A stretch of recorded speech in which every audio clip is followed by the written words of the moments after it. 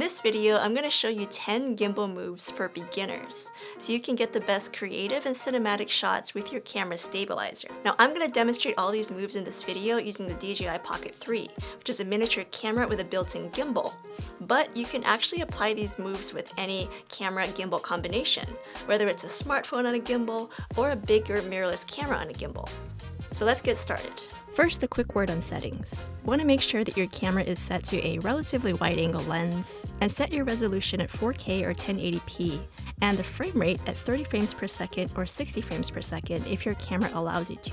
When shooting with a gimbal, I like to shoot at a higher frame rate because it gives me the option to slow down my footage in post-production if I edit my project in 24 frames per second. You could even shoot at 120 frames per second or 240 frames per second slow motion. Slowing down your footage can really help with these gimbal shots as they rely on you to have really slow, consistent body movements, which is hard for many of us to achieve naturally.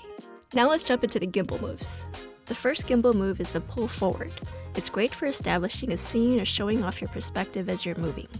Hold the gimbal with both hands, keeping your arms relaxed. Now, even though you're using a stabilizer, it's important to slow your walking pace and maintain a smooth stride. Think about crouching down slightly and landing your foot heel first, then your toes. Some people think of this as a turtle or ninja walk.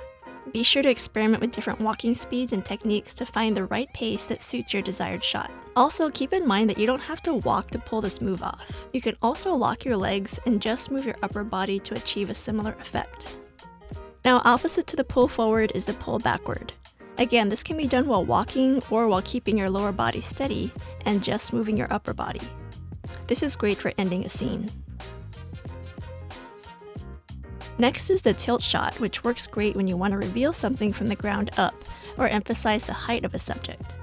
You can tilt up or down depending on the effect you're going for.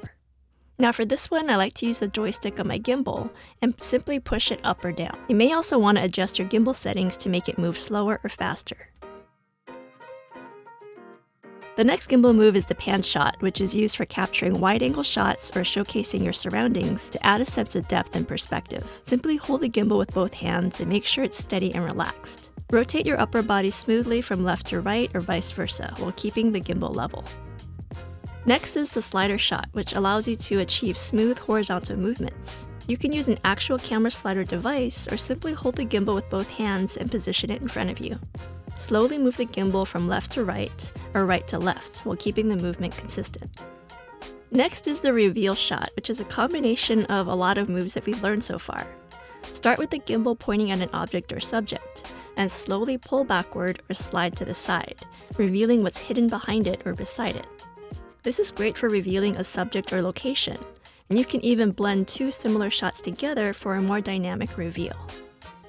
Next up is the moving time-lapse shot, which is something you can really only do with a gimbal. A time-lapse condenses hours or even days into a few seconds, capturing the passage of time in a visually interesting way. Most gimbals come with a mini tripod and built-in time-lapse or motion-lapse settings. You'll need to use both of these to get the shot. You can capture the movement of clouds, bustling streets, or the changing light throughout the day. Next up is the low-angle shot to add a dramatic and unique perspective to your videos. Now for this one, it's usually best to invert the camera on your gimbal, or hold it in a flashlight mode. This helps you better position the camera close to the ground. The next move is the orbit, which might take a lot of practice to get right. This creates a rotating motion around an object to highlight details. Hold the gimbal with both hands and walk with a super steady pace around the subject you want to showcase. Don't be discouraged if it takes you several tries. It took me about 5 to get this one. The final gimbal shot is the crane shot, which I also call the fake drone shot. This technique works best if you can put an extension pole on the bottom of your gimbal's 1/4-inch hole. But if you don't have one, you can simply extend your arms as far up as you can. This shot is great when you want to capture a wide-angle view from above, adding a grand and cinematic feel to your footage. You can even add a pull forward or pull backward for an even more dramatic effect. And that wraps up my beginner's guide to gimbal moves. Remember, practice makes perfect, so don't be afraid to experiment with these techniques and add your own personal touch. Thanks for watching, and check out my other gimbal guides and reviews if you want to learn more. I'll see you in the next video.